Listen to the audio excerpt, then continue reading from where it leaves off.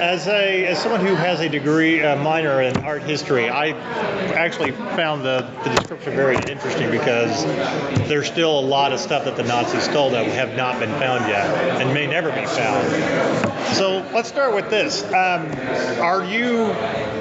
What is your art background? Well, I mean, what brought you to this story? I have a very limited art background, but what brought Cassie Hay, who was the director-producer to the story, is that she grew up in Denison, Texas, which is one of the places where these treasures ultimately ended up. Right. Decades after the war. And she had heard of this story. She left Denison to go to film school in New York. She started pursuing it, had to go make a living, and then more than 10 years later decided it was time to make this film, and worked very hard to bring it to fruition in the last couple of years. How did you come to do the film? I've known Cassie for a long time and think the world of her and wanted to support her in making what turned out to be even better than I expected.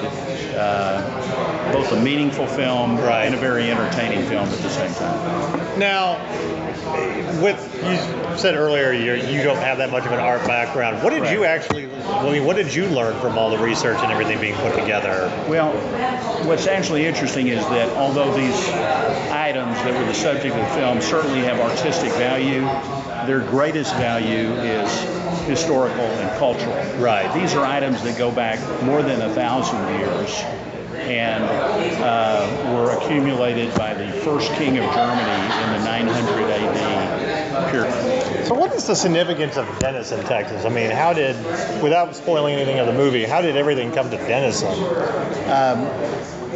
When the art detectives in the New York Times painstakingly tracked down these objects and the person who had stolen them, ultimately they found them in a bank vault in Denison, Texas, where they had been pledged as collateral for a loan. Okay. And I guess the bank never thought to ask any questions on this? I don't know what questions the bank asked, but they certainly didn't ask them all. No.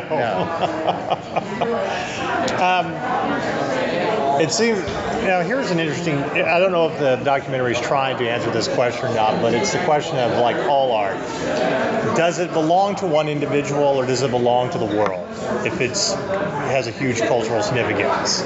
Well, that certainly is an important issue, and one of the viewpoints that the movie clearly sets forth is that at least with something like these Quedlinburg treasures that had existed for more than 1,000 years and had been accumulated as the cultural heritage of the German people, if not Western civilization. They belong to all of us and are really not properly the possession of any one person or group, whether obtained by foul means or fair. Right. Now, you said that for Cassie, this was a 10-year journey of doing this film? Yes. She first heard of these when she was about 18 or 19, always pursued the story, traveled to Germany, learned about it, but like many people in their 20s, she had to spend a lot of time just trying to make a living, learning her craft in TV and film. She finally reached the point where, despite holding a full-time job and having 2 children under 3, she decided now was the time to make the film, and she did a great job. There have been similar stories of like this, of finding like lost art from the Nazis and dealing with like government entanglements. The one film that came out last year, Woman in Gold, as being a prime example. Did she have to encounter any of this along the way? I mean, just dealing with governments not being that forthcoming or helpful in any way of returning this to where it should go?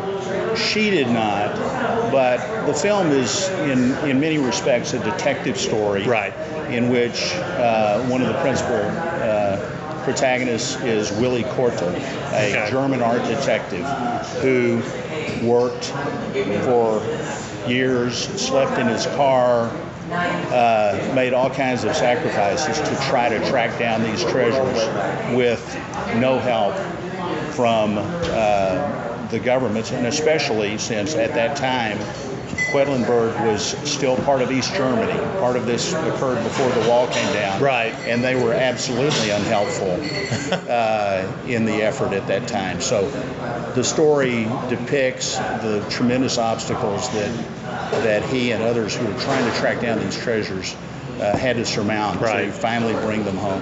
What is the one thing that you hope that people take away from this documentary?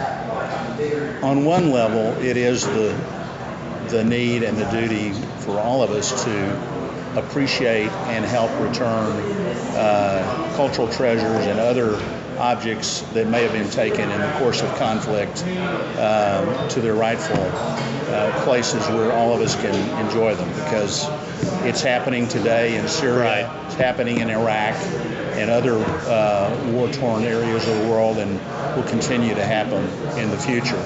The other very interesting part of the film is really exploring the motivations of people who may either take or find themselves inheritors Right. of priceless art or cultural objects, and what their motivations and duties are in those circumstances. Okay. Now, this is just for our outlet because we're nerds. Yeah. So we ask every filmmaker this question.